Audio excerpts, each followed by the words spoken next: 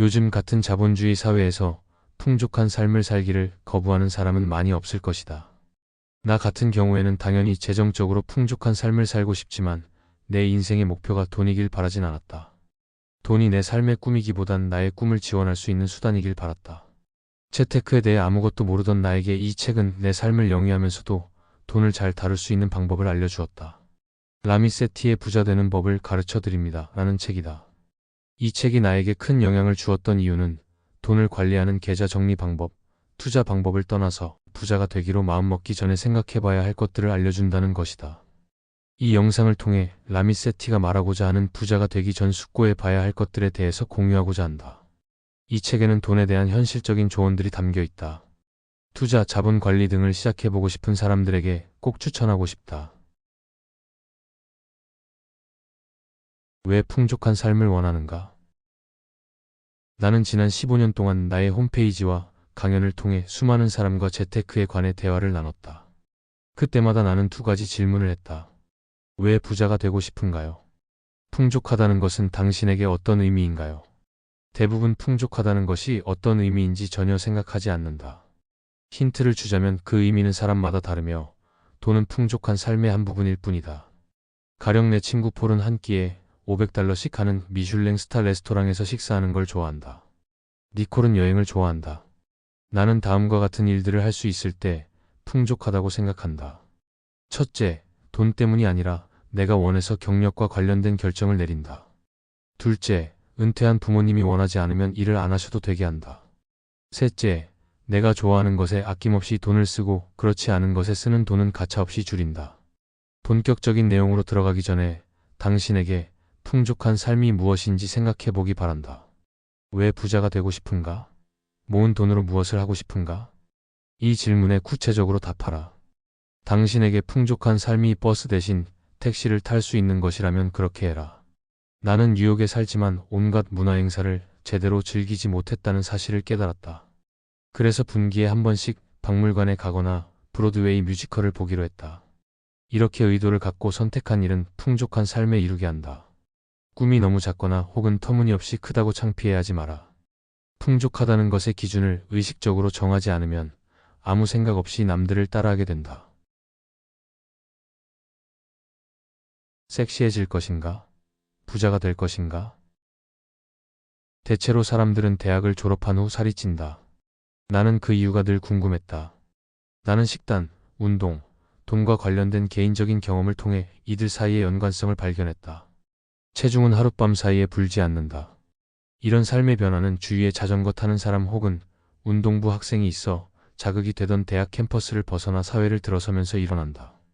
그런데 친구들과 살 빼는 문제를 이야기하면 대체로 이런 말을 들을 것이다. 탄수화물을 피해야 해. 자기 전에는 아무것도 먹지 마. 잘 때는 지방이 잘 연소되지 않거든. 사과 식초를 먹으면 신진대사가 촉진돼. 이런 말을 들으면 항상 웃음이 난다. 맞는 말일 수도 있지만 요점은 그게 아니다. 요점은 우리가 사소한 부분에 대한 논쟁을 즐긴다는 사실이다. 체중 감소와 관련하여 사람들은 두 가지만 알면 된다. 더 적게 먹어야 한다는 것과 더 많이 몸을 움직여야 한다는 것이다. 그럼에도 우리는 이 간단한 진실을 받아들이고 거기에 따른 노력을 기울이기보단 정체 모를 포충제, 케톤 다이어트에 대해 이야기하는데 열중한다. 돈과 관련하여 사람들은 대체로 다음 두 가지 부류 중 하나에 속한다. 하나는 돈 문제를 무시하고 죄책감을 느끼는 부류, 다른 하나는 행동은 하지 않고 이자율과 지정학적 위험 같은 세부 내용에 집착하는 부류다. 두 가지 태도 모두 아무 실리도 얻지 못하는 결과를 낳는다. 사실 대다수는 재무상담사의 도움을 받지 않아도 부자가 될 수 있다. 탄탄한 은행의 계좌를 만들고 일일 자금 관리를 자동화하기만 하면 된다. 또한 투자에 필요한 몇 가지 사항을 파악한 다음 30년 동안 돈이 알아서 불어나도록 놔두면 된다. 그런데 이 단순한 진리는 그럴싸하게 들리지 않는다. 그래서 우리는 경제 그리고 올해의 인기 종목에 대해 끝없는 예측을 늘어놓을 뿐인 전문가들이 인터넷에 올려놓은 글을 읽는다. 어떤 사람은 오를 겁니다. 라고 말하고 어떤 사람은 내릴 겁니다. 라고 말한다. 우리는 그들이 무슨 말을 하든 거기에 이끌린다. 왜 그럴까? 사소한 문제에 대한 논쟁을 즐기기 때문이다. 그러면 어떻게 해야 할까? 바보들은 이러한 논쟁을 계속하도록 놔두고 우린 그 논쟁에서 벗어나 지출을 관리하는 작은 단계들을 밟으며 재테크를 배우면 된다. 살을 빼기 위해 영양사가 될 필요가 없듯 부자가 되기 위해 재테크와 관련된 모든 것을 알 필요는 없다. 다시 말해, 부자가 되기 위해 전문가가 될 필요는 없다. 온갖 정보를 가로질러서 실제 행동에 나서는 방법만 알면 된다. 왜 돈 관리가 어려울까? 돈을 관리하지 않는 이유는 정말 다양하다. 그 중에는 타당한 것도 있지만 대부분 게으름에 대한 변명에 지나지 않는다. 자료 조사를 10분도 하지 않은 데에 대한 변명 말이다. 첫째로 많은 변명은 정보 과잉이다. 정보가 너무 많다는 것은 사실이고 타당한 우려다. 실제로 넘쳐나는 정보는 결정 장애를 넘어 결정 마비를 일으킨다.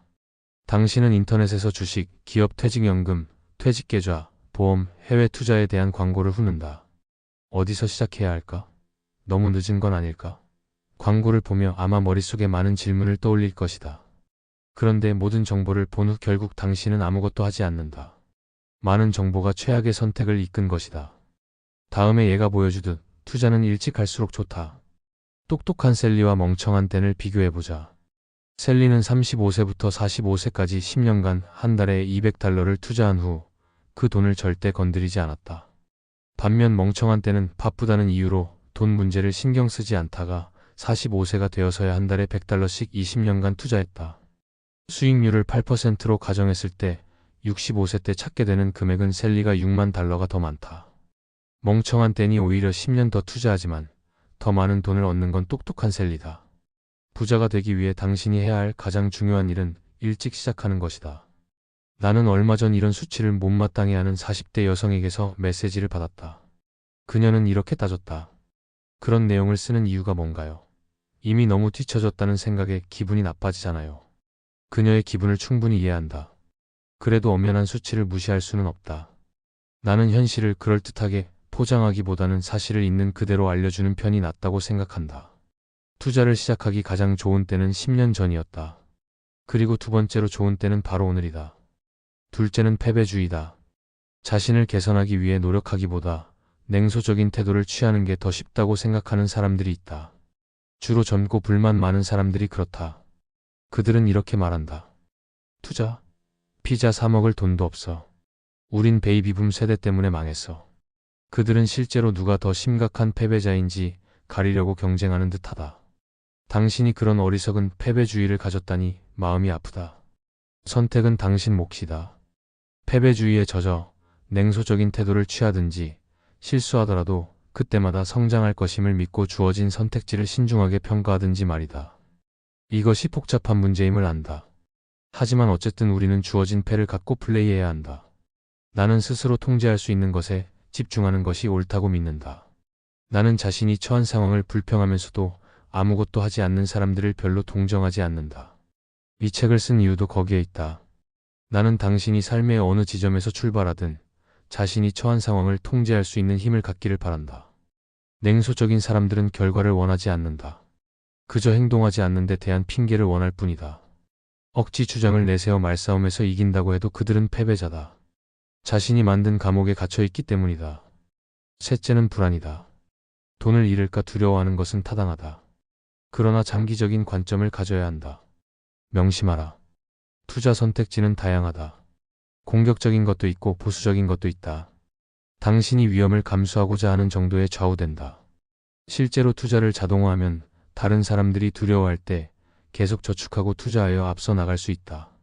많은 사람이 투자를 꺼리는 시기에는 싼 매물이 있기 마련이다. 명심해라. 두려움은 아무것도 하지 않는 것에 대한 핑계가 될 수 없다. 핑계는 집어치워라. 당신이 안고 있는 돈 문제는 당신이 초래한 것이다. 그러니 당신이 처한 상황을 두고 탓하는 대신 당신이 스스로 바꿀 수 있는 일에 집중하라. 지금의 재정 상태에 만족하지 못하고 기꺼이 자신을 성찰할 의지가 있다면 한 가지 피할 수 없는 진실을 발견하게 될 것이다.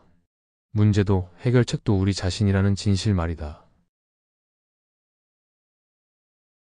이 책의 핵심 메시지. 나는 작은 단계들이 중요하다고 믿는다. 또한 우리 생각과 결정을 마비시키는 선택지의 수를 줄이고 싶다. 세계 최고의 펀드를 가려내느라 엄청난 시간을 들이기보다 일단 시작하는 것이 중요하다. 이 책은 첫 단계, 그러니까 재테크를 하지 못하게 막는 장벽들을 파악한 다음 그것들을 무너뜨리고 목표를 이룰 수 있도록 우리의 돈을 올바른 곳에 두는 법을 다룬다. 재무 전문가가 되는 것이 당신의 목표는 아닐 것이다. 당신이 살아가는데 돈이 도움을 주도록 하는 것이 목표일 것이다. 그래서 나는 돈을 얼마나 벌어야 할까가 아니라 나는 어떤 삶을 원하고 그런 삶을 살기 위해 돈을 어떻게 써야 할까? 라고 생각하게 할 것이다. 나는 설령 $100밖에 없다고 해도 재테크 자동화를 시작할 수 있는 지식을 알려주고자 한다. 이 책의 핵심 메시지는 다음과 같다. 첫째, 실수해도 괜찮다. 지금 약간의 돈을 잃으며 실수를 하는 편이 낫다. 그래야 돈이 더 모였을 때 무엇을 피해야 하는지 알 수 있다. 둘째, 당신이 좋아하는 것에 아낌없이 돈을 써라. 이 책은 라떼를 마시지 말라는 얘기를 하지 않는다. 그거 당신이 좋아하는 것에 돈을 쓸 수 있도록 좋아하지 않는 잡다한 것에 쓰는 돈을 줄이라고 말할 뿐이다. 우리는 우선순위를 정해야 한다. 내 친구 짐은 연봉이 인상된 날 더 작은 아파트로 이사했다. 왜 그럴까? 그는 집에 별로 신경 쓰지 않는 반면 캠핑과 자전거에 돈 쓰는 걸 좋아했기 때문이다. 이것이 소위 의식적 지출이다. 셋째, 섹시해지는 것과 부자가 되는 것은 다르다. 다른 사람들이 주식을 매매한 이야기를 듣고 있으면 나의 투자 스타일은 대단히 따분하다는 생각이 든다. 5년 전에 좋은 펀드들을 골라서 투자한 이후로는 자동으로 납입액을 늘리는 것 외에 나는 아무것도 하지 않기 때문이다. 그러나 투자는 섹시해지려고 하는 것이 아니라 부유해지려고 하는 것이다. 투자 관련 자료를 보면 장기 보유 방식이 장기적으로 언제나 더 돈을 번다. 넷째, 도표 안에서 살지 마라. 나는 당신이 적절한 재테크 방식을 선택한 후에는 신경을 끄고 생활하기 바란다. 그러니까 지출이나 주가의 작은 변동에 집착하거나 도표 안에서 살지 말라는 것이다. 지금은 그렇게 하기 어려워 보일지 몰라도 이 책을 다 읽고 나면 재테크와 투자에 대해 대단히 느긋한 태도를 갖게 될 것이다. 나는 다양한 시나리오를 돌려보고 얼마나 빨리 은퇴할 수 있을지 따지면서 자신 변동을 일일이 확인하는 사람들을 많이 안다. 제발 그러지 마라. 잘못하면 이상한 사람으로 비칠 수 있고 무엇보다 그렇게 살 필요가 없다. 내가 하는 조언을 잘 따르면 재테크를 자동화하고 도표와 무관하게 부유한 삶을 살 수 있다. 오늘의 영상이 여러분께 일종의 동기부여가 되길 바랍니다. 이 영상은 라미 세티의 부자 되는 법을 가르쳐 드립니다를 바탕으로 만들어졌습니다. 시청해 주셔서 감사합니다. 오늘도 평안하시길 바랍니다.